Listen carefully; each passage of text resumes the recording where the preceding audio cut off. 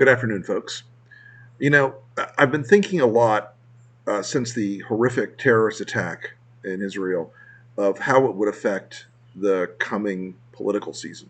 It's what I do. I'm in politics. I am deeply concerned and have worked against Trump for 8 years now. And I wondered immediately how deep the Republican Party rot would go, how bad it would be, how much they would try to exploit this politically. And I was not disappointed. They immediately sank to the bottom and proceeded to order up an industrial drilling machine and dig deeper. Um, the lies of the $6 billion, the lies that Biden was taking no action over the weekend, the lies that the president didn't care, and that only Trump and only the Republicans were the true allies of Israel. It was all put to the lie and quickly. And I want to talk about the stakes for a second of what we're facing in the next year. There is a world around us where there are hostile actors, where there is an axis, if you will, of hostile nations. And in the center of that matrix is Russia. If you don't believe and understand yet that Russia, Hamas, Iran, China represent different flavors of authoritarianism and government by terror, you're mistaken. This is the long fight. This is the big picture. This is the world we face that looms ahead of us in the coming years. And I want to say this about the president. Joe Biden is old. He's an old man. He's an old man. But I'm turning 60 in about a month. And I have a deeper appreciation than I ever have for the benefits of experience and mileage and wisdom and clarity. And the president this week has shown over and over again wisdom and experience and clarity. He took his speech that was prepared by his staff, and staffs are always cautious when they write a speech about the Hamas terror attacks, and he struck out all the qualifiers. He struck out all the weak words. He struck out all the weak phrases. He was clear. He articulated that America will stand by our ally, that there is no excuse for what Hamas did. There is no context, no reason, no background, no backstory, no history that excuses decapitating children. There is no suffering that excuses the murder of children, the kidnapping and murder and rape of women and children. Innocent civilians, absolutely innocent civilians. And this is the kind of challenge that no one wants to face. No president wants to have this moment. No president wants the 9/11. No president wants the international crisis like this, because there's always a chance of failure. But what did the president do? What did President Biden do this week? He was clear. He was sharp. He understood the stakes. He laid them out clearly. He recognizes that Israel, like Ukraine, our allies in this world, have a position of absolute responsibility and duty to defend themselves.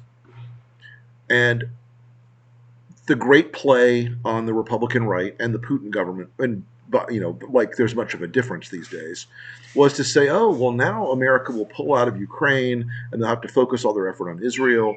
And Biden just rolled right over it. He said, no, we can walk and chew gum. We can move forward and we can do both these things.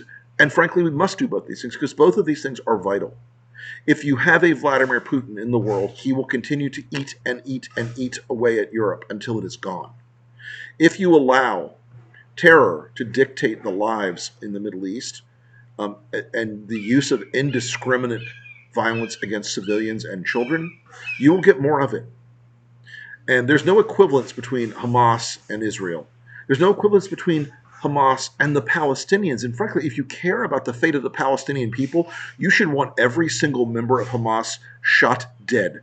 You should want every single member of Hamas absolutely tracked down and killed. If you believe in the Palestinian cause, as so many American leftists have claimed in the last few days, then you should want the cancerous terror in the center of it to be pursued and eliminated. And the president made that case. Look, this is a long fight.